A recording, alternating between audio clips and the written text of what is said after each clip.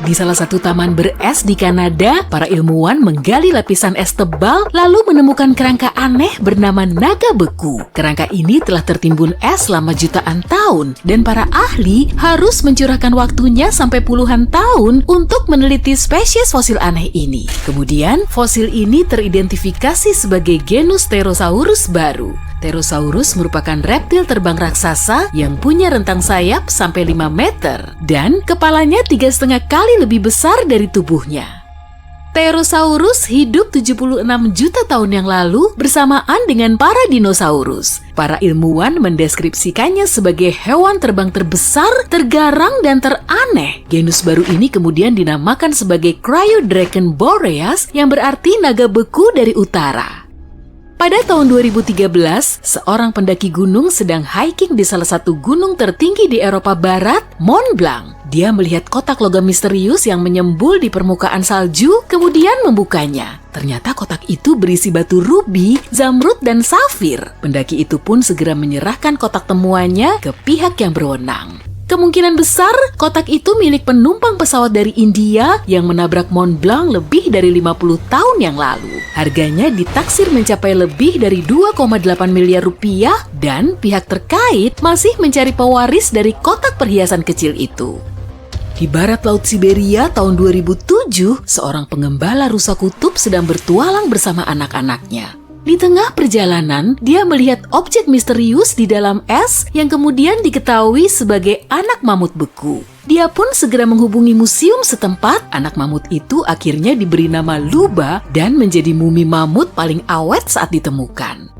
Luba telah terkubur di dalam es selama 41.800 tahun saat ia masih berumur 30 sampai 35 hari. Panjang tubuhnya kira-kira sama dengan anak sapi besar. Nah, apa kamu pengen melihat Luba secara langsung? Datang aja ke sejumlah museum di seluruh dunia.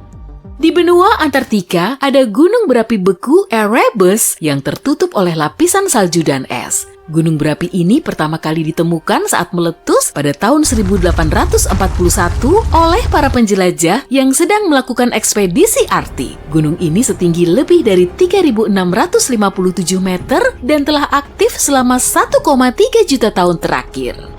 Di tengah-tengah Erebus, terdapat kawah raksasa yang dipenuhi dengan lava cair. Gunung berapi ini meletus secara berkala, sehingga letusannya ini diklasifikasikan sebagai erupsi berkelanjutan. Meski begitu, gak ada yang perlu dikhawatirkan karena letusannya biasanya relatif kecil. Pada tahun 1991, dua pendaki di pegunungan Alpen Italia dikejutkan dengan penemuan jasad. Mereka langsung mengiranya sebagai mayat pendaki yang belum lama hilang. Duo itu harus bersusah payah turun lagi untuk melaporkan temuan itu. Setelah tulang belulangnya disatukan, jasad itu ternyata berasal dari zaman purba. Menurut estimasi para ilmuwan, manusia es ini sudah berumur lebih dari 5.000 tahun yang kemudian dinamai Otzi.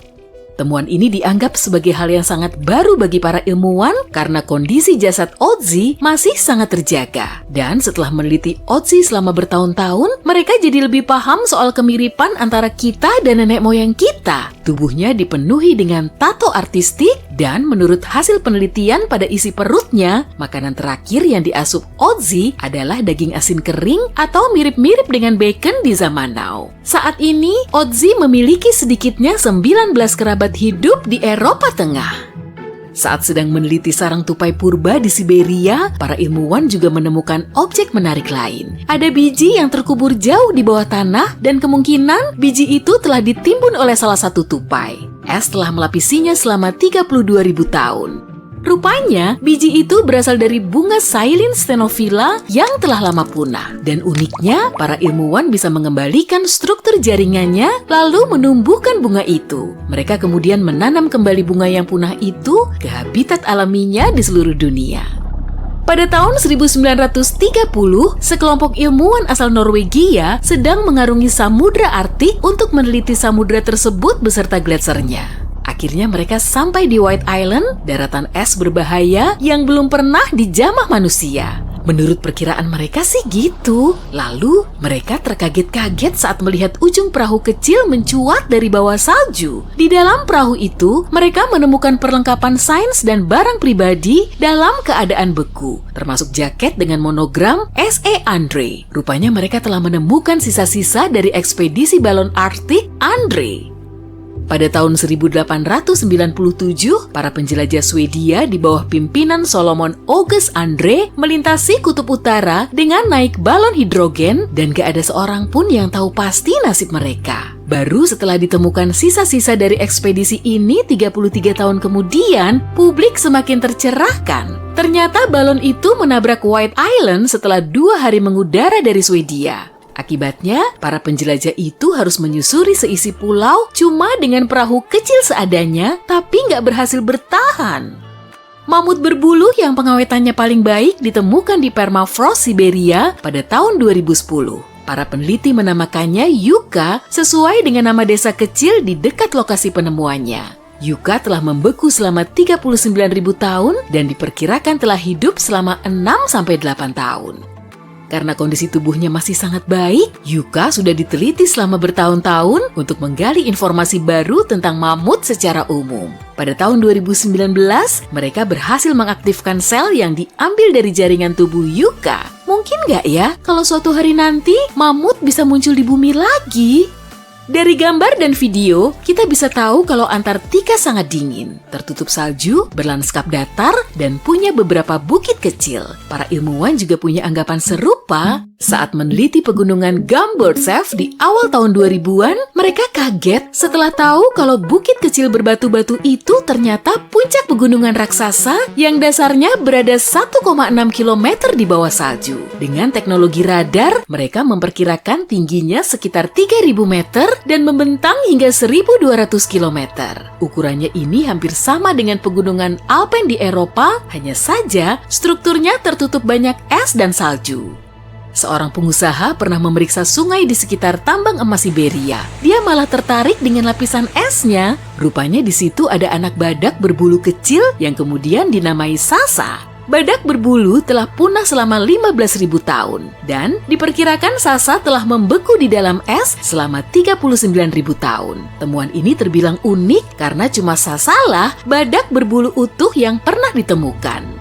Saat itu, gletser di sekitar kota Pelo, Italia Utara mulai mencair, kemudian menyebabkan sejumlah artefak dari puluhan tahun hingga berabad-abad lalu juga ikut mengalir keluar. Di situ ada barang-barang pribadi milik para tentara, termasuk buku harian, foto, dan surat cinta. Para ahli sejarah juga telah menemukan kabin utuh di bawah lapisan es, di dalamnya terdapat helm logam keras dan pakaian. Pada tahun 1845, Sir John Franklin tergabung dalam ekspedisi nahas menuju Kutub Utara. Para kru memakai kapal HMS Erebus dan HMS Terror yang cukup ironis. Ekspedisi itu mengalami kecelakaan, lalu kedua kapal lenyap tanpa jejak di perairan beres. Pada tahun 2016, HMS Terror ditemukan oleh sekelompok peneliti. Meskipun telah hilang selama 170 tahun, perairan dingin di situ telah membuat kondisi kapalnya tetap utuh. Mereka mendeskripsikannya sebagai membeku seiring waktu. Piring dan gelas makan malam masih tertata di raknya, tempat tidur dan mejanya juga masih kelihatan rapi, malahan bagasi penumpangnya masih sangat baik. Kapal HMS Erebus juga ditemukan di dekatnya, tapi karena kondisi perairan berubah, bentuknya sudah hancur.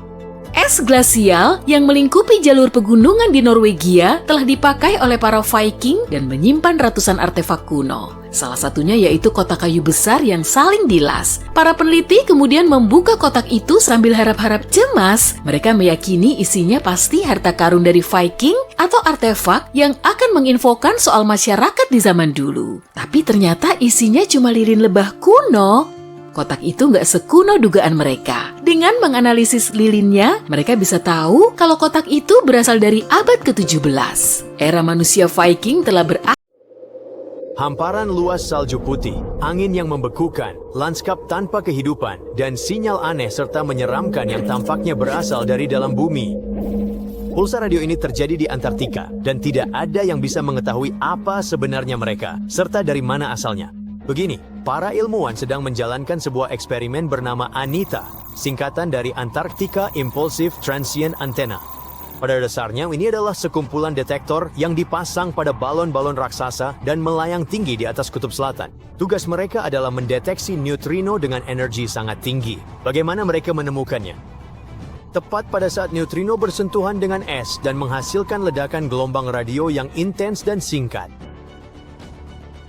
Nah, neutrino ini adalah partikel kecil yang hampir tidak bermassa dan tidak memiliki muatan listrik. Mereka ada di mana-mana dan miliaran di antaranya melintas melalui tubuhmu setiap detik. Bahkan saat kamu menonton video ini, neutrino datang dari segala penjuru. Dari matahari, bintang yang meledak, ruang angkasa yang dalam, bahkan dari bawah kakimu. Matahari memproduksi mereka tanpa henti saat menggabungkan hidrogen menjadi helium. Bintang-bintang yang meledak memancarkan semburan besar neutrino selama ledakan supernova. Ketika sinar kosmik berenergi tinggi menabrak atmosfer kita, mereka menciptakan neutrino baru yang juga turun ke kita. Dan beberapa bahkan berasal dari zat radioaktif yang meluruh di dalam bumi. Neutrino tertua telah melintasi alam semesta sejak Big Bang, tapi mereka nyaris tak terlihat karena hampir tidak pernah bereaksi dengan apapun. Itulah mengapa para ilmuwan menggunakan eksperimen luar biasa seperti ANITA untuk mencoba menangkap bahkan hanya beberapa di antaranya. Tapi mari kita kembali ke hari yang menentukan ketika segalanya berubah. Biasanya, sinyal radio yang dihasilkan oleh neutrino memantul dari es dan terbang ke atas. Disitulah ANITA bisa menangkap mereka. Inilah inti dari eksperimen ini, untuk mempelajari neutrino dan mengetahui lebih banyak tentang peristiwa kosmik yang jauh seperti supernova atau apapun yang terjadi di tahun cahaya sana. Tapi kemudian sesuatu yang sangat aneh terjadi. Detektor menangkap gelombang radio yang sama sekali tidak memantul dari es. Gelombang itu tampak seperti berasal dari bawah cakrawala, dari bawah es. Sekarang seharusnya ini bahkan tidak mungkin terjadi. Menurut semua yang kita ketahui tentang fisika, sinyal tidak bisa begitu saja bergerak ke atas menembus batuan padat dan es. Salah satu peneliti, Stephanie Wiesel dari Penn State, juga mengatakan bahwa gelombang radio itu datang dengan sudut yang sangat curam, seperti 30 derajat di bawah permukaan. Satu-satunya cara itu bisa terjadi adalah jika sinyal itu telah melewati ribuan mil batuan padat sebelum mencapai detektor. Tapi jika benar, batuan itu pasti sudah sepenuhnya menyerapnya. Jadi ada sesuatu yang tidak masuk akal. Tim tersebut sudah menghitung semua data, tapi tetap tidak mendapatkan jawaban yang jelas. Namun bagi mereka, ini adalah masalah yang menarik, karena mereka sebenarnya tidak tahu apa anomali itu. Yang mereka tahu adalah kemungkinan besar itu bukan neutrino. Jika tim mendeteksi neutrino, partikel itu telah menempuh jarak luar biasa jauh tanpa menabrak apapun, mungkin bahkan berasal dari tepi alam semesta dapat diamati.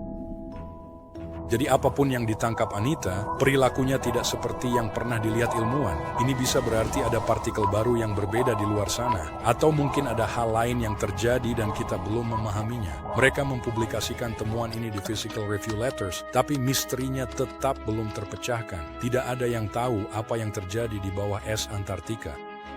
Yang pasti, ada sesuatu di luar sana yang tidak mengikuti aturan.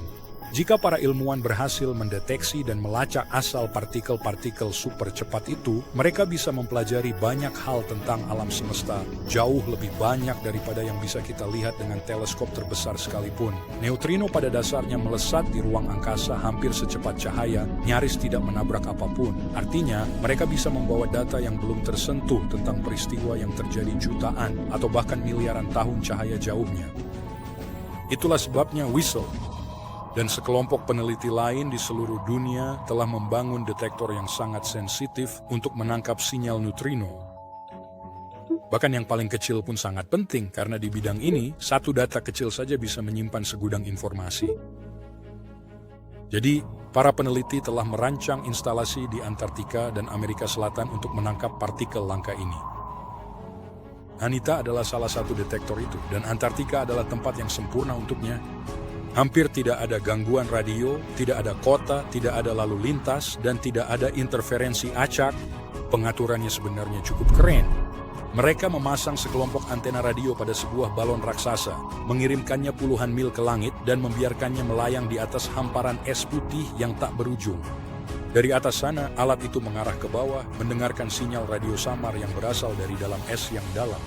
Ketika salah satu neutrino yang sangat langka itu, khususnya tau neutrino, menabrak es, ia menciptakan partikel lain yang disebut tau lepton. Lepton itu kemudian melesat keluar dari es dan mulai terurai. Kehilangan energi dan berubah menjadi bagian-bagian yang lebih kecil. Proses peluruhan itu menghasilkan apa yang disebut air shower, semacam semburan percikan tak kasat mata yang terbang di udara. Jika kita benar-benar bisa melihat air shower itu dengan mata kita, mereka akan tampak seperti seseorang yang mengayunkan kembang api di kegelapan dengan jejak terang yang mengikuti gerakannya. Dengan mempelajari arah dan pola sinyal-sinyal ini, baik yang berasal dari es, ice shower, maupun yang di udara, air shower, para ilmuwan bisa mengetahui dari mana partikel aslinya berasal. Biasanya ini sangat presisi, mirip seperti memantulkan bola ke tanah. Kamu bisa memprediksi kemana arahnya. Tapi sinyal-sinyal aneh yang baru ini tidak memantul seperti seharusnya. Sudut-sudutnya semuanya salah arah, lebih curam dari apapun yang bisa dijelaskan oleh model-model yang ada. Jadi tim pun menyelidiki lebih dalam. Pertama, mereka melihat semua data dari beberapa penerbangan balon Anita. Lalu mereka membandingkannya dengan banyak simulasi komputer tentang sinar kosmik dan neutrino, serta menyaring semua kebisingan latar belakang yang biasa. Mereka bahkan memeriksa ulang hasil mereka dengan eksperimen lain seperti detektor Ice Cube yang juga terletak di Antartika dan Observatorium Pierre Auger di Argentina. Mereka ingin melihat apakah ada orang lain yang juga mendeteksi pancaran udara ke atas yang serupa. Dan tebak apa yang terjadi, keadaannya jadi makin aneh. Mereka tidak menemukan apa-apa. Ada detektor lain yang menangkap apapun yang bisa menjelaskan apa yang dilihat Anita. Karena itu, peneliti menyebut situasi ini anomali. Pada dasarnya, itu berarti kami tidak tahu ini apa, tapi perilakunya tidak seperti neutrino. Wiesel menjelaskan sinyal-sinyal itu tidak sesuai dengan gambaran umum tentang bagaimana partikel seharusnya berperilaku. Beberapa orang mengusulkan, mungkin ini fisika baru atau petunjuk materi gelap. Materi gelap adalah benda tak kasat mata yang menjaga alam semesta tetap teratur. Itu ada di mana-mana, tidak bisa kita lihat. Ilmuwan mencoba mencari tahu apa materi gelap selama hampir 1 abad dan sampai sekarang masih menjadi salah satu misteri terbesar.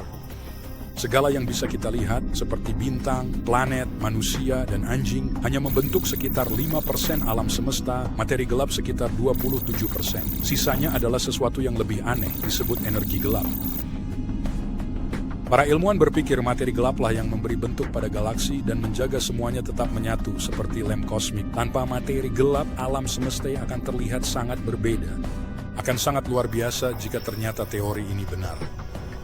Namun karena Ice Cube dan Augur belum mendeteksi hal yang sama, hal itu benar-benar membatasi kemungkinan yang ada. Penn State telah terlibat dalam permainan deteksi neutrino selama hampir 1 dekade, membangun detektor dan menganalisis berbagai macam sinyal kosmik. Dan tim tersebut sudah mulai mengerjakan proyek besar berikutnya, sebuah detektor baru yang disebut Pueo. Detektor ini akan lebih besar, lebih sensitif, dan jauh lebih baik dalam mendeteksi sinyal neutrino yang sulit ditemukan. Saat ini misteri kosmik ini masih berlangsung dan membuat para ilmuwan sulit tidur di malam hari. Namun timnya tetap optimis. Ketika Pueo diluncurkan, ia akan memiliki sensor yang lebih baik. Yang berarti, jika memang ada lebih banyak anomali seperti ini di luar sana, kali ini mereka akan menemukannya. Dan mungkin saat itu, kita akhirnya akan mengetahui apa yang ada di balik semua itu. Spons raksasa seperti vas, ubur-ubur dari dunia lain, cacing bersegmen yang ditutupi bulu, dan gurita besar adalah penemuan Antartika terbaru. Para ilmuwan menemukannya setelah gunung es raksasa pecah, dan ternyata gunung es tersebut merupakan harta karun kehidupan purba di bawah es. Pada bulan Januari 2025, gunung es besar seukuran Chicago yang disebut A84 terlepas dari lapisan es George ke-6 Antartika, yang merupakan lapisan es besar dengan panjang sekitar 450 km, lebar 19 sampai 69 km, dan tebal sekitar 249 meter. Pada musim panas yang berlangsung di November hingga akhir Februari, lapisan es mencair di permukaan dan terbentuklah danau pita yang mencair. Bentuknya memanjang dan seperti pita, dari situlah namanya berasal. Ketika gunung es itu hanyut, ia meninggalkan sebagian dasar lautan yang terbuka lebar. Dan itu adalah tempat yang belum pernah dilihat oleh siapapun sebelumnya. Para ilmuwan di kapal penelitian Falkor juga berada di dekatnya, di Laut Bellingshausen. Begitu mereka mendengar tentang gunung es itu, mereka segera mengubah rencana mereka. Mereka memahami bahwa ini adalah kesempatan yang sangat langka untuk melihat sesuatu yang tidak diketahui dan menakjubkan. Seperti mengangkat batu di hutan untuk melihat apa yang tersembunyi di bawahnya. Para peneliti menggunakan robot bawah air bernama Subastian dan menjelajahi laut selama 8 hari. Mereka menyelam hingga kedalaman lebih dari 1.280 meter. Di bawah sana, mereka menemukan sebuah ekosistem yang tersembunyi. Ada karang-karang besar dan spons yang dipenuhi oleh hewan-hewan laut, sebuah dunia di bawah es. Para peneliti mengira mereka akan menemukan kehidupan di bawah sana, tapi mereka tidak menyangka akan melihat begitu banyak. Dan kehidupan purba bawah laut ini tidak hanya bertahan hidup. Kehidupan ini telah berkembang di tempat yang keras dan dingin itu untuk waktu yang sangat lama. Anemon yang tampak seperti pohon kecil yang lembut, laba-laba laut, ikan es, gurita. Penelitian ini disiarkan secara langsung kepada para ilmuwan dari seluruh dunia, dan siaran langsung tersebut sebenarnya dapat diakses secara terbuka. Hal yang paling keren adalah beberapa makhluk yang ditemukan tampaknya merupakan spesies baru. Ya, mungkin akan ada spesies baru di Antartika pada tahun 2025. Dan beberapa mungkin hanya hidup di wilayah ini. Itu karena Antartika tidak hanya sangat jauh, tapi juga terputus dari bagian dunia lainnya selama jutaan tahun. Arus Antartika mengelilinginya, seperti parit besar yang mengelilingi kastil. Namun, meskipun ternyata spesies-spesies tersebut bukanlah cacing baru, para ilmuwan masih menemukan siput, cacing dengan bulu, krustasea seperti kepiting dan udang kecil, dan spesies ubur-ubur hantu yang sangat langka dan terlihat seperti dari dunia lain. Nama resminya terlalu rumit, jadi mari kita sebut saja ubur-ubur hantu raksasa. Ubur-ubur ini sangat besar. Loncengnya, bagian payung yang berbentuk bulat di bagian atas, dapat memiliki lebar lebih dari 1 meter. Ia memiliki 4 lengan panjang yang menjuntai di belakangnya, masing-masing sepanjang 10 meter, kira-kira sepanjang bus sekolah. Para ilmuwan pertama kali menangkapnya pada tahun 1899, tapi butuh waktu 60 tahun untuk menyadari bahwa ubur-ubur ini adalah jenis ubur-ubur yang benar-benar baru. Ubur-ubur hantu memiliki tubuh tembus pandang berwarna keunguan yang terlihat seperti hantu. Alih-alih tentakel ubur-ubur biasa, ubur-ubur ini memiliki lengan seperti pita yang membantunya menangkap makanan dan menariknya ke mulutnya tepat di tengah-tengah. Meskipun ubur-ubur tidak memiliki otak seperti kita, para peneliti yang mengamati ubur-ubur hantu raksasa melihat sesuatu yang mengejutkan. Makhluk dari dunia lain itu tampak menggerakkan lengannya dengan sangat hati-hati dan terkendali, terutama saat berenang melalui ruang sempit di dasar laut. Makhluk itu tampak sangat berhati-hati dan penuh pertimbangan. Menyeramkan. Makhluk hidup lain? Ubur-ubur memiliki jaringan saraf sederhana, bukan otak yang membantu mereka merasakan dunia di sekitarnya. Tapi cara ubur-ubur hantu ini bergerak membuat para ilmuwan berpikir bahwa ubur-ubur ini mungkin lebih pintar atau lebih terkoordinasi daripada ubur-ubur lainnya. Mempelajarinya dapat membantu para ilmuwan mempelajari bagaimana hewan tanpa otak masih bisa menjelajah dan bertahan hidup di tempat yang sulit di bawah air. Penemuan keren lainnya adalah cacing kecil yang disebut cacing bulu. Para ilmuwan menyebutnya Polychaetes. Tapi mari kita sebut saja cacing bulu karena kedengarannya menyenangkan.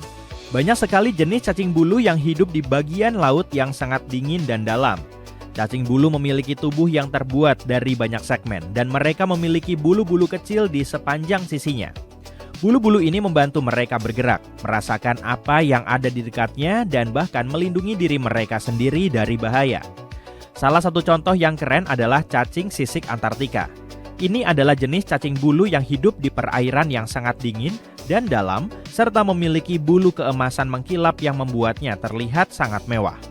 Selama penjelajahan laut dalam Antartika, tim juga menemukan spons raksasa yang berbentuk seperti vas bunga. Biasanya, spons tumbuh sangat lambat. Jadi untuk menjadi sebesar itu, spons pasti sudah tumbuh di sana dalam waktu yang sangat lama, bahkan mungkin ratusan tahun. Ukurannya yang besar menunjukkan bahwa hewan-hewan laut dalam yang tinggal di sekitar mereka tidak baru saja pindah ke sana. Makhluk-makhluk laut itu telah berada di sana selama beberapa dekade dan berhasil membentuk komunitas yang berkembang di bawah es. Jadi, itu benar-benar kehidupan purba yang bersembunyi di bawah semua es itu. Dan itu sangat mengejutkan para ilmuwan.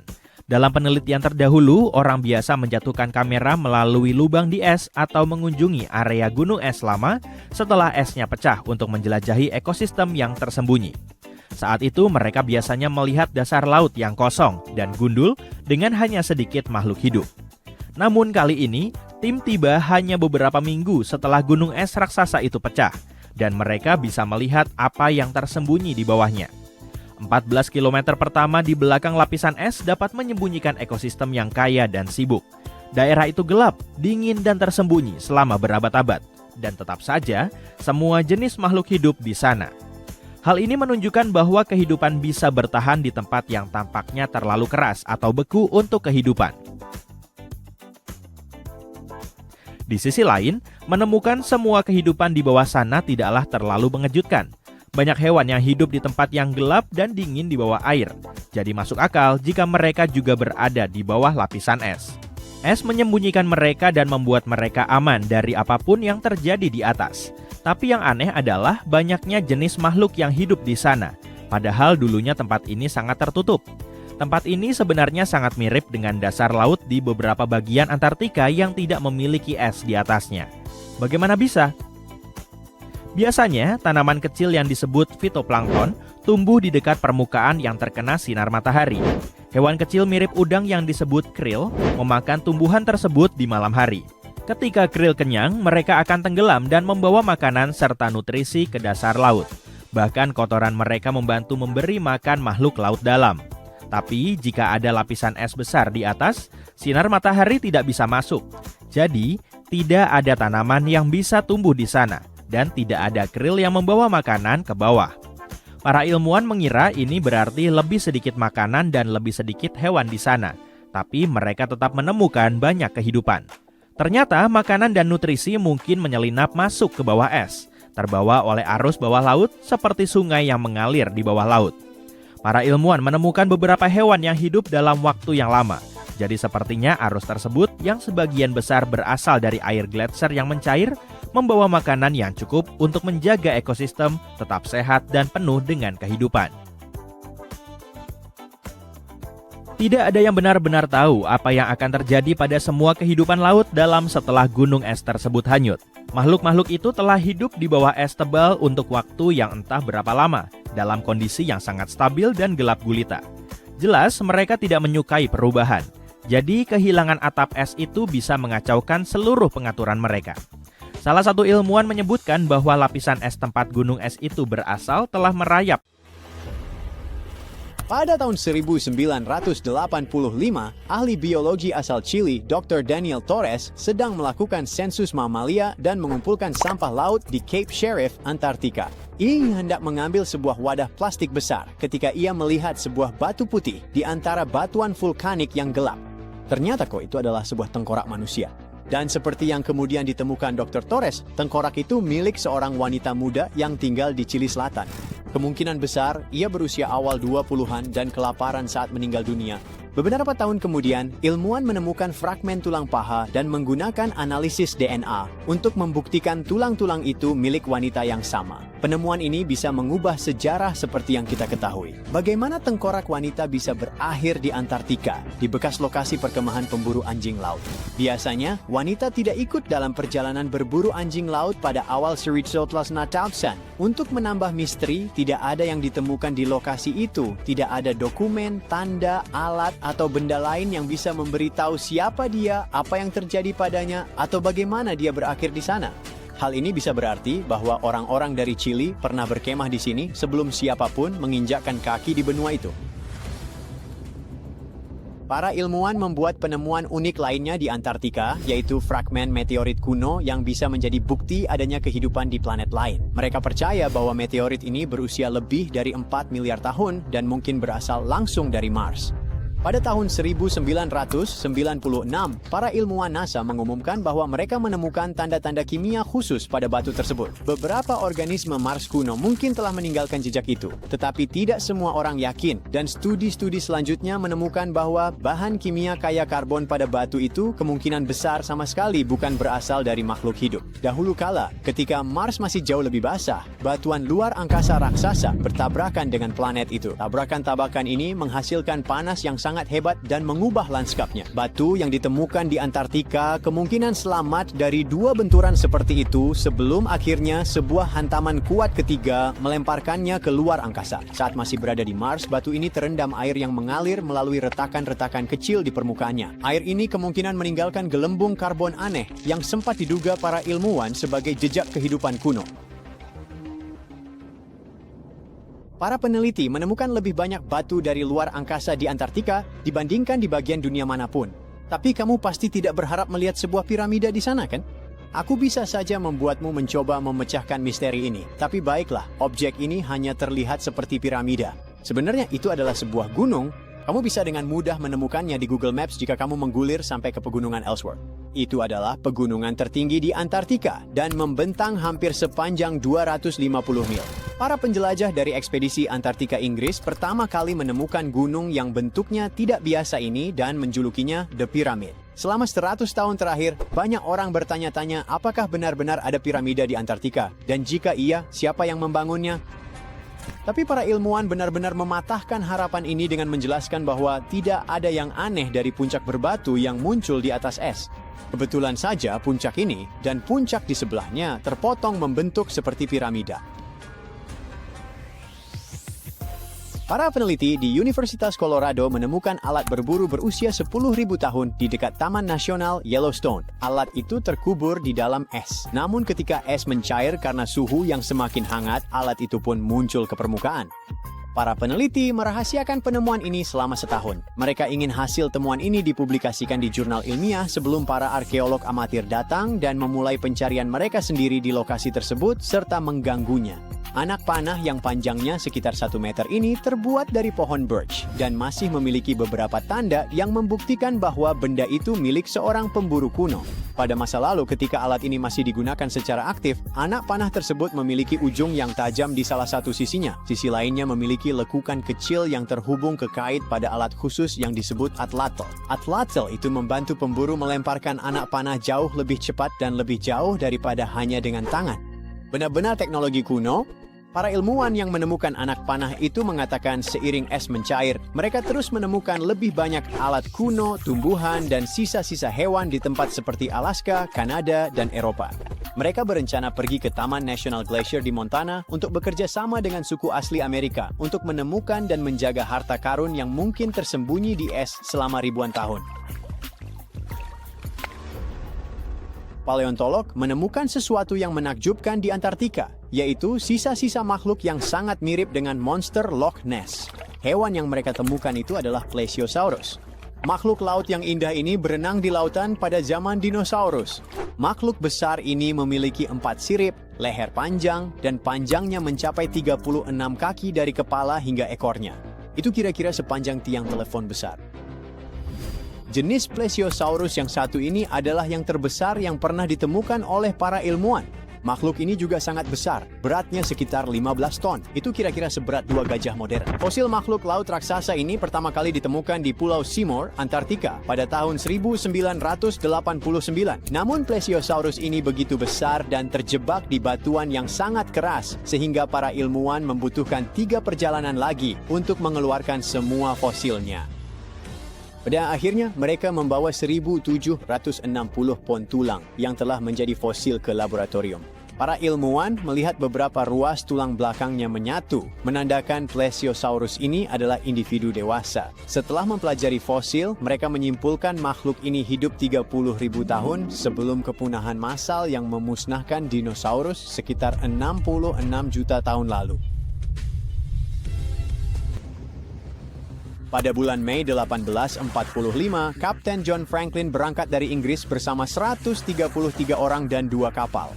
Mereka berusaha menemukan jalur laut yang disebut Northwest Passage untuk membuat perjalanan antara Eropa dan Asia menjadi lebih singkat dan cepat. Orang terakhir yang melihat Franklin dan krunya adalah para pelaut di 2 kapal penangkap paus pada bulan Agustus di tahun yang sama. Setelah itu, tidak ada yang tahu apa yang terjadi pada mereka, dan hal ini menjadi misteri besar yang berlangsung hampir 170 tahun. Orang-orang mengirim tim pencari ke daerah-daerah bersalju di utara Kanada, di mana mereka menemukan beberapa petunjuk yang menyeramkan. Ada barang-barang yang ditinggalkan oleh kru Franklin dan mereka mendengar kisah-kisah sedih dari orang Inuit yang tinggal di sana. Mereka bahkan menemukan sebuah catatan dari tahun 1847 di Pulau King William yang ditulis oleh salah satu anggota kru. Catatan itu mengatakan bahwa kedua kapal tersebut terjebak di es. Akhirnya, pada tahun 2014, para ilmuwan Kanada mengumumkan bahwa mereka telah menemukan bangkai kapal Erebus di dasar Teluk Wilmot dan Crampton. 2 tahun kemudian, mereka menemukan kapal kedua sekitar 45 mil jauhnya. Kapal itu masih dalam kondisi sangat baik, bahkan setelah lama berada di bawah air. Arkeolog bawah air mempelajari kabin-kabin kapal tersebut dan membawa kembali ratusan benda. Berkat artefak ini, mereka dapat menggambarkan dengan lebih baik apa yang terjadi selama hari-hari terakhir perjalanan berbahaya Franklin. Seorang pendaki gunung menemukan sandal yang tidak biasa di sebuah area yang dikenal sebagai Horse Ice Patch di Norwegia pada musim panas tahun 2019. Pendaki itu mengirimkan koordinat GPS dan foto-foto penemuan tersebut kepada para peneliti yang mempelajari arkeologi yang terawetkan di dalam gletser dan lapisan es. Arkeolog itu memeriksa perakiraan cuaca dan menyadari bahwa mereka hanya punya 1 hari untuk mengambil sepatu itu sebelum salju menutupinya dengan selimut tebal. Setelah itu, akan butuh waktu bertahun-tahun untuk mencairkannya. Jadi, mereka harus bertindak cepat dan bergegas ke lokasi untuk mengamankan sandal tersebut. Sepatu kuno ini ternyata berusia sekitar 1.700 tahun setelah dilakukan penanggalan radiokarbon. Mereka juga menemukan artefak lain selain alas kaki dari zaman besi, seperti kotoran kuda beku dari zaman Viking dan tekstil. Semua temuan ini bisa berarti bahwa dulu pernah ada jalur perjalanan di pegunungan yang menghubungkan pedalaman Norwegia ke pesisir pada masa lampau. Lihatlah hutan konifer yang subur dan tundra itu. Sungguh negeri ajaib. Kamu mungkin mengira ini adalah Kanada, tapi bukan. Ini adalah Antartika, sekitar 34 juta tahun yang lalu. Jadi, apa yang membuat Antartika menjadi sedingin ini sekarang? Ternyata, campuran antara penurunan kadar karbon dioksida dan pergeseran tektonik berperan besar dalam mengubah surga tanpa es ini menjadi benua beku yang kita kenal sekarang. Sekitar 50 juta tahun yang lalu, konsentrasi CO2 sangat tinggi, berkisar antara 1.000 hingga 2.000 bagian per juta. Namun saat kadar itu menurun, suhu global mulai turun, membuka jalan bagi lapisan es raksasa yang kemudian menguasai Antartika. Sementara penurunan karbon dioksida terjadi, aktivitas tektonik juga memainkan perannya. Pemisahan besar antara Amerika Selatan dan Antartika membuka Drake Passage, yang kemudian menciptakan arus sirkumpolar Antartika. Arus kuat ini berperan seperti penjaga pintu, mencegah udara hangat dan arus laut masuk ke pesta Antartika dan membantu menjaga suhu tetap dingin. Jika kamu sering tertukar antara Australia dan Antartika, kamu tidak sepenuhnya salah. 2 benua ini dulunya adalah satu. Tapi kalau kamu tertukar antara Austria dan Australia, itu jauh lebih parah. Ngomong-ngomong, jangan mudah percaya dengan mitos dan meme di internet. Tidak ada help desk di Austria yang khusus untuk orang-orang yang sebenarnya berniat terbang ke Australia. Sekarang, lihatlah pantai merah muda Australia yang menakjubkan ini. Pantai ini sangat berharga dan bukan hanya secara kiasan. Pasir berwarna merah muda yang misterius itu sebenarnya adalah garnet dan batu ini banyak digunakan dalam perhiasan. Para ahli geologi mempelajari pasir tersebut dan menyimpulkan bahwa garnet yang ada di sana lebih tua daripada pegunungan setempat. Itu terdengar tidak masuk akal, bukan? Sebenarnya, hal itu masuk akal. Kamu tahu, benua Australia dulunya tidak terpisah sangat jauh seperti sekarang ini. Jutaan tahun yang lalu, Australia dan Antartika merupakan bagian dari super benua Gondwana. Dan proses erosi glasial melepaskan batu garnet yang akhirnya terbawa oleh arus hingga mencapai pesisir pantai. Pasir-pasir ini terbentuk ketika Australia Selatan masih datar dan sejuk jauh sebelum pegunungan muncul. Sebagian besar garnet terbawa arus, tetapi kumpulan yang satu ini memiliki sejarah yang kaya, menelusuri asalnya hingga batuan glasial di pegunungan Transantartik. Jadi pasir merah muda ini berasal dari jajaran pegunungan kuno yang tersembunyi di bawah es Antartika. Bukan hanya es Antartika yang menyembunyikan permata seperti garnet, jika kamu melihat lebih teliti, kamu mungkin menemukan seluruh bangunan. Kedengarannya gila, tapi inilah yang persis dilakukan oleh seorang penjelajah asal Inggris. Namanya Chris Brown dan ia menemukan sebuah bangunan utuh di bawah es. Ia sedang melakukan perjalanan ke kutub ketidakberaksesan dan semuanya bermula dari sebuah kemalangan. Chris dan putranya mengalami kerusakan pesawat. Tiba-tiba mereka melihat sebuah patung dada sendirian yang mengintip dari balik salju. Tempat ini dulunya adalah stasiun meteorologi tua. Meski dalam kondisi yang sangat dingin, Chris dan putranya Mika sangat menikmati petualangan mereka. Chris sedang menjalankan misi untuk menaklukkan 7 kutub ketidakberaksesan di bumi dan sejauh ini sudah menaklukkan 5 di antaranya. Saya rasa kamu sudah tahu bahwa Antartika adalah gurun terbesar di bumi, jauh lebih besar daripada Sahara atau Gobi. Namun, meskipun menjadi benua paling kering di dunia, Antartika memiliki air terjun yang benar-benar aneh. Terletak di lembah kering McMurdo yang memukau, air terjun ini setinggi 5 lantai dan tampak seperti memuntahkan darah. Air terjun ini bahkan disebut Blood Falls. Meskipun terlihat aneh dan bahkan menakutkan, fenomena ini sebenarnya mudah dijelaskan. Air yang menciptakan aliran merah ini dulunya adalah danau asin. Namun seiring waktu, danau tersebut terisolasi dari dunia luar ketika gletser terbentuk di atasnya. Sekarang, air kuno ini, yang berada 1.300 kaki di bawah permukaan, memiliki kadar garam 3 kali lebih tinggi daripada air laut. Air asin ini juga kaya akan zat besi dan sama sekali tidak mendapatkan oksigen atau sinar matahari. Ketika air yang kaya zat besi ini merembes melalui celah di gletser dan bertemu dengan udara, air tersebut mengalami proses perkaratan sehingga berubah menjadi merah tua. Mungkin kamu pernah salah dengar bahwa tidak ada spesies serangga yang berasal dari Antartika, tapi itu tidak sepenuhnya benar karena ada lalat kecil Antartika yang hidup di sana. Selain itu, ada juga beberapa laba-laba. Tapi itu bukan laba-laba biasa yang bersembunyi di sudut-sudut gelap apartemenmu. Mereka adalah makhluk yang bersembunyi di kegelapan dingin dasar laut Antartika. Makhluk laut kecil ini sebenarnya adalah arthropoda dan bisa membentang hingga sekitar 20 inci. Seakan-akan itu masih belum cukup aneh. Makhluk-makhluk ini juga bernapas melalui lubang-lubang kecil di kaki mereka. Pertanyaan cepat, warna apa yang paling kamu asosiasikan dengan Antartika? Aku yakin jawabannya putih. Itu juga asosiasiku. Namun Antartika bisa saja terlihat seperti sepotong semangka. Salju berwarna-warni itu berasal dari alga kecil tangguh bernama Chlamydomonas nivalis. Ketika suhu mulai menghangat selama musim panas Antartika, makhluk-makhluk kecil ini melepaskan spora merah dan hijau cerah mereka, mewarnai salju dengan warna-warna liar dan unik. Tapi sebaiknya jauhi salju itu karena selain indah, salju tersebut juga beracun dan jelas tidak bisa dimakan. Mencari fosil memang selalu seru, tapi ketika kamu berada di salah satu tempat paling terpencil di planet ini, rasanya jadi jauh lebih mendebarkan. Sebuah tim ilmuwan yang beragam baru-baru ini menemukan harta karun besar, mengumpulkan lebih dari 1 ton fosil dari kehidupan laut purba, dinosaurus, dan burung dari periode kapur akhir, sekitar 71 juta tahun yang lalu. Petualangan mereka dimulai dengan penerbangan ke Amerika Selatan, lalu dilanjutkan dengan perjalanan 5 hari melintasi Drake Passage yang terkenal berbahaya. Setibanya di Antartika, mereka mendirikan kamp menggunakan helikopter dan perahu karet. Kau mungkin berpikir, kenapa harus menggali di Antartika dengan semua es itu? Ternyata, ada beberapa tempat di mana batuan muncul ke permukaan, tergantung musimnya. Tim tersebut pergi ke Pulau James Ross yang terletak di semenanjung Antartika, dan mereka ke sana pada bulan Februari dan Maret, yaitu salah satu dari sedikit bagian Antartika, di mana pada musim panas batuan terbuka dan batuan itu bisa berasal dari zaman dinosaurus. Ekspedisi itu berhasil karena mereka menemukan lebih dari 1 ton temuan luar biasa. Selanjutnya, fosil-fosil itu akan dibawa ke Chili sebelum akhirnya menuju ke Museum Sejarah Alam Carnegie di Pittsburgh.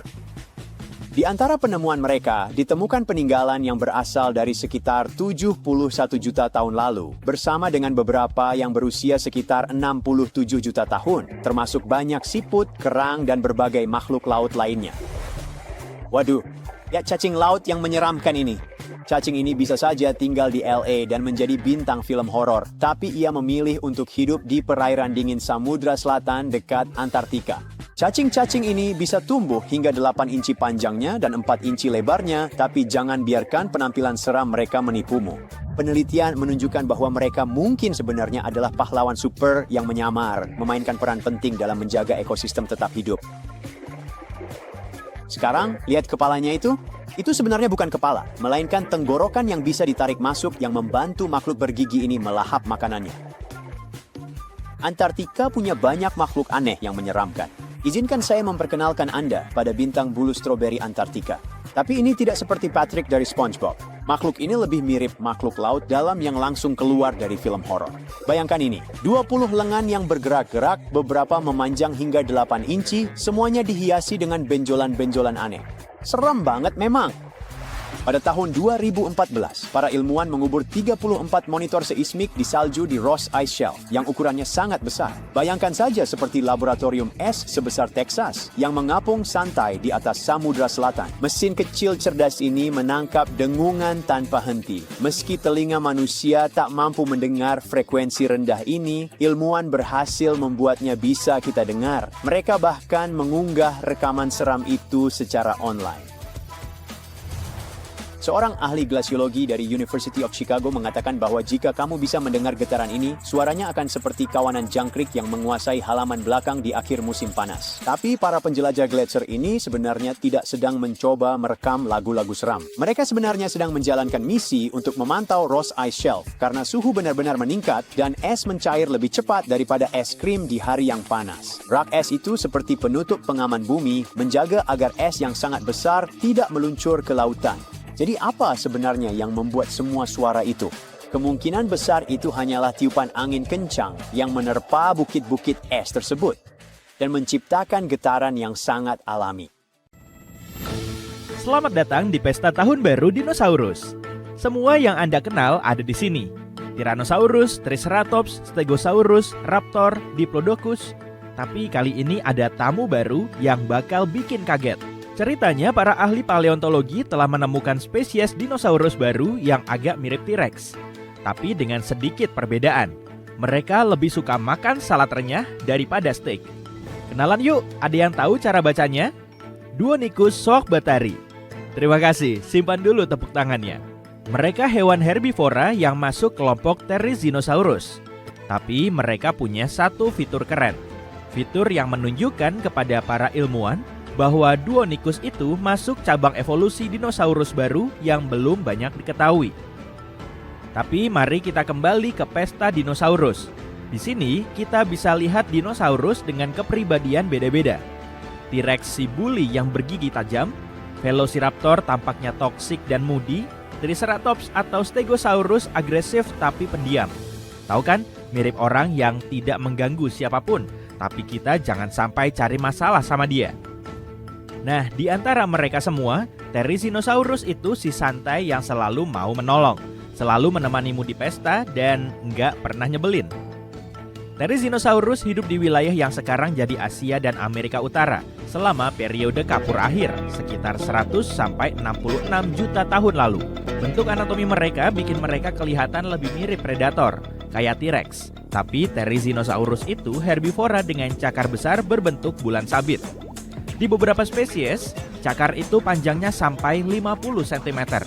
Bayangkan betapa bahayanya monster ini kalau mereka karnivora. Tapi mereka pakai cakar itu untuk meraih dahan pohon dan makan daun. Duonicus punya ukuran yang cukup besar, panjangnya hampir 3 meter. Kuda Nil ukurannya kurang lebih sama. Berat mereka sekitar 270 kg, yang hampir setengah berat kuda. Therizinosaurus punya mulut panjang, agak mirip hidung bebek, dan cakar depan panjang dengan 3 jempol. Tapi Duonicus yang baru ditemukan ini unik karena dia cuma punya 2 jari di setiap tangannya. Penemuan dinosaurus berjari 2 ini membuat para ahli paleontologi senang banget. Oke, 2 jari bukannya 3, terserah. Mungkin Anda mikir gitu, tapi ini bikin perbedaan besar. Ini menunjukkan evolusi dinosaurus. Berita paleontologi terbaru bilang penemuan ini ada di Mongolia. Itu adalah cakar terawetkan terbesar dalam sejarah. Ukurannya sekitar 30 cm dan bentuknya melengkung. Jadi bentuknya mirip pisang raksasa. Yang paling keren adalah cakar itu dilapisi keratin. Kuku kita juga terbuat dari keratin.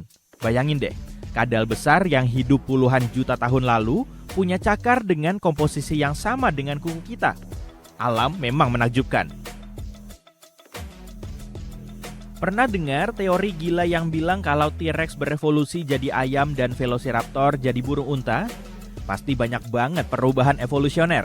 Tapi penemuan dinosaurus berjari 2 ini memberikan kita penjelasan yang lebih masuk akal dan lebih detail tentang evolusi dinosaurus. Therizinosaurus punya 3 jari bercakar di setiap cakar, tapi kenapa alam menghilangkan salah satunya? Ilmuwan percaya ini karena kepraktisan. Mungkin cakar dengan 2 jari jauh lebih kuat dan lebih fleksibel daripada yang 3 jari. Dengan cara ini, dinosaurus bisa menarik vegetasi dan dahan seperti yang dilakukan bunglon. Ilmuwan juga berpendapat bahwa cakar panjang berjari 2 itu membantu dinosaurus mempertahankan diri, merawat pasangannya, bahkan main. Sulit membayangkan mereka main apa. Mungkin mereka main tos 5 jari atau 2 jari?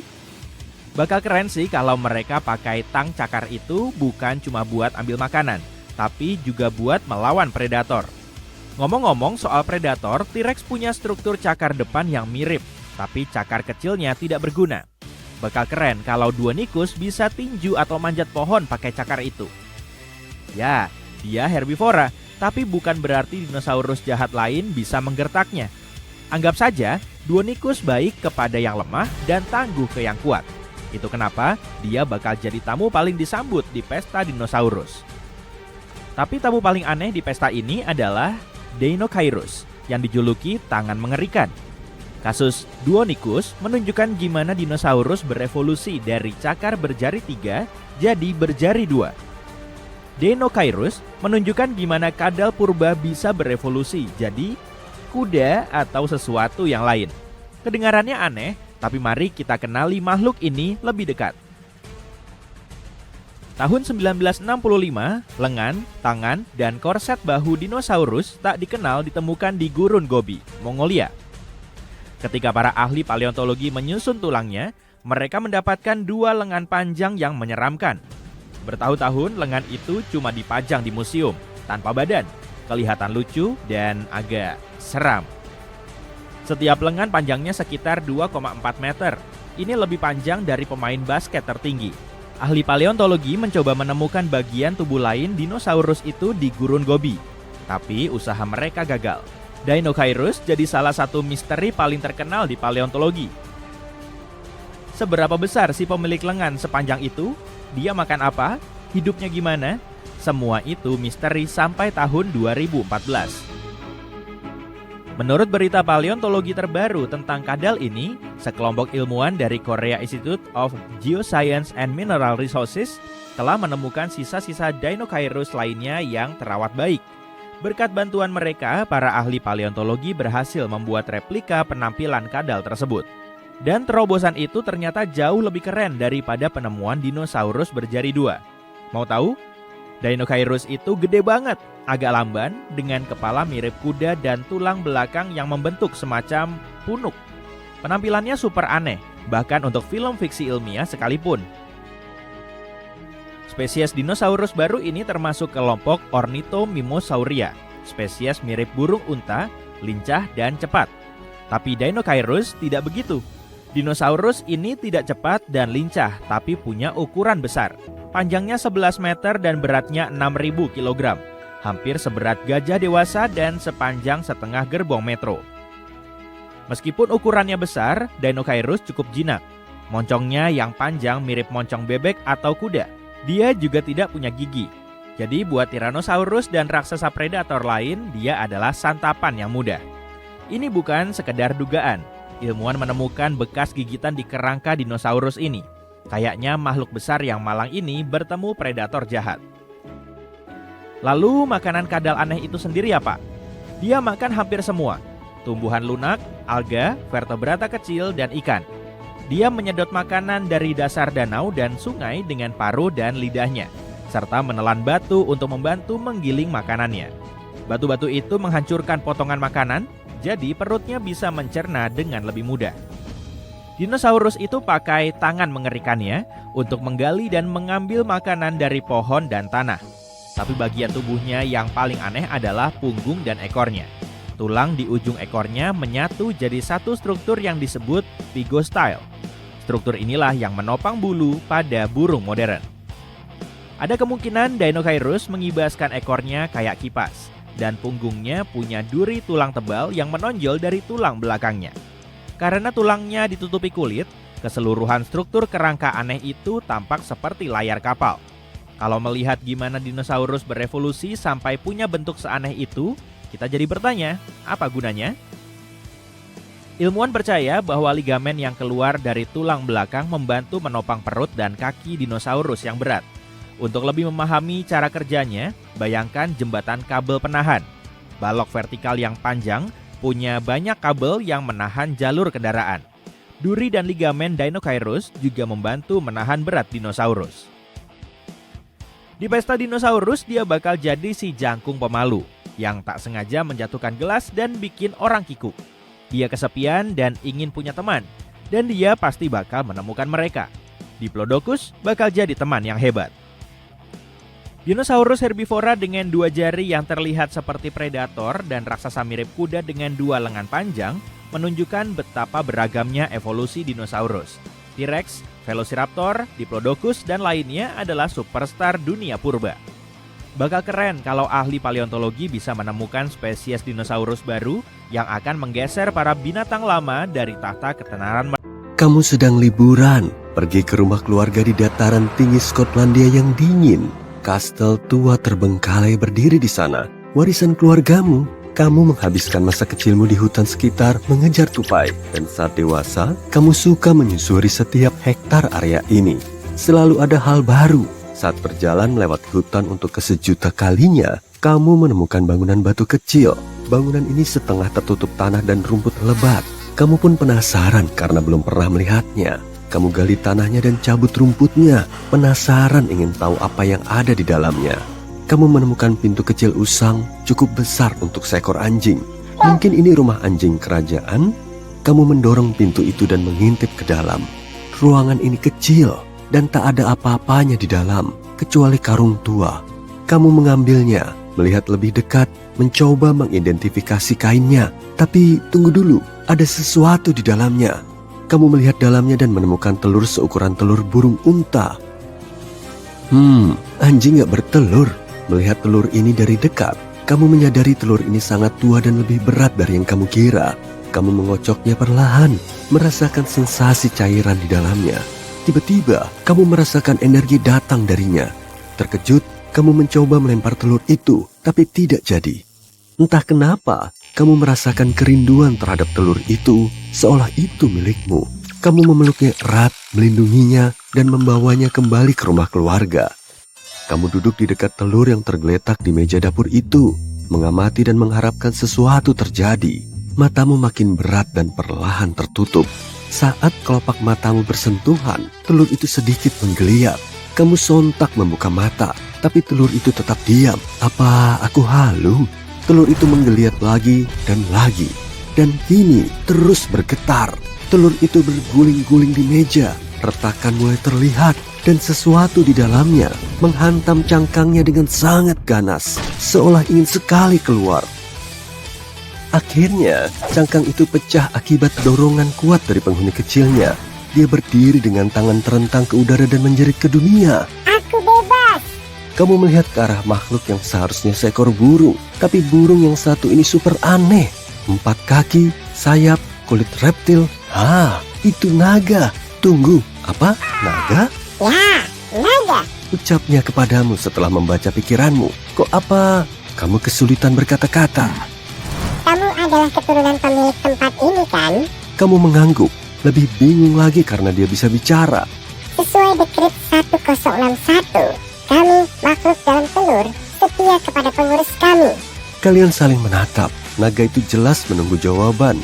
Kamu sangat bingung sehingga tak bisa mengucap sepatah kata pun.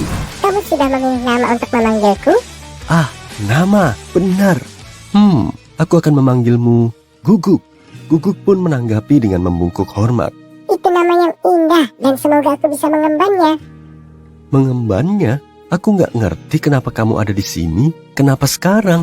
Guguk menjelaskan bahwa saat elemen sihir di udara bereaksi, terciptalah lingkungan sempurna bagi telur naga untuk menetas. Dari sudut pandang ilmiah, perubahan atmosfer bumi mungkin bisa menjelaskan semua ini.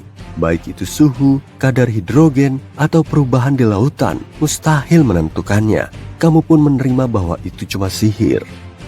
Lelah dengan kejadian ini, kamu tidur. Keesokan paginya, kamu bangun, berharap melihat Guguk menunggumu, tapi dia tak ada di mana-mana.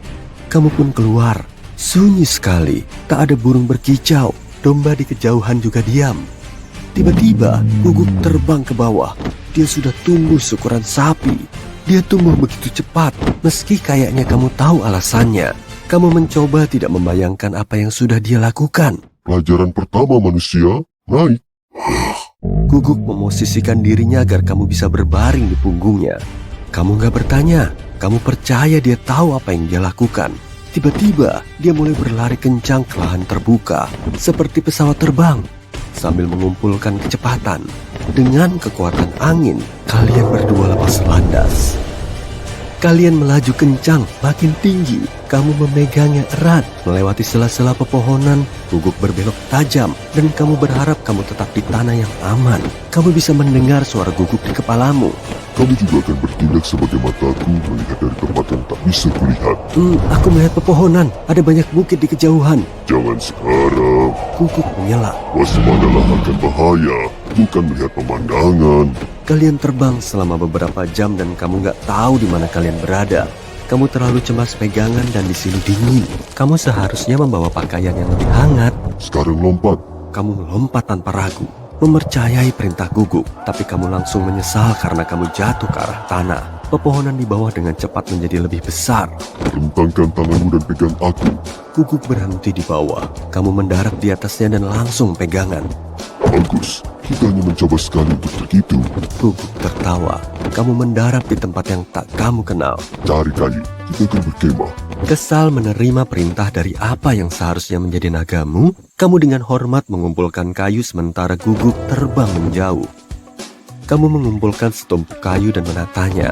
Guguk mendarat dengan suara keras di sebelahnya. Dia tidak mengindahkan usahamu dan membakarnya dengan sekali napas. Dia berbaring dengan damai dan tertidur, langsung mendengkur keras.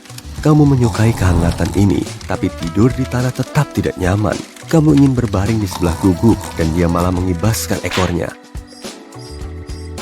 Aduh, dengan mata masih terpejam, dia menggerutu. Aku bukan perabot, aku ini naga. Dan kembali tidur.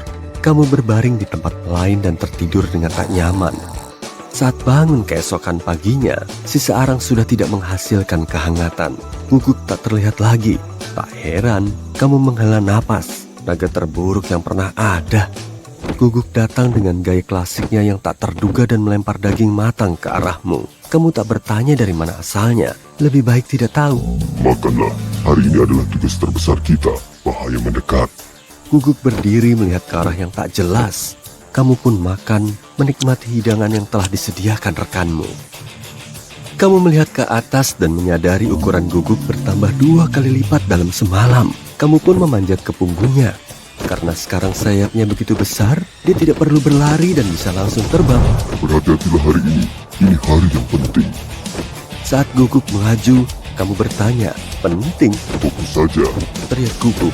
Kalian terbang ke utara. Udaranya lebih sejuk, tapi tubuh Guguk lebih hangat hari ini. Awan gelap berkumpul di kejauhan. Terbang mendekat, kamu bisa melihat sesuatu di kejauhan, tapi enggan mencari tahu. Guguk menyadari kekhawatiranmu.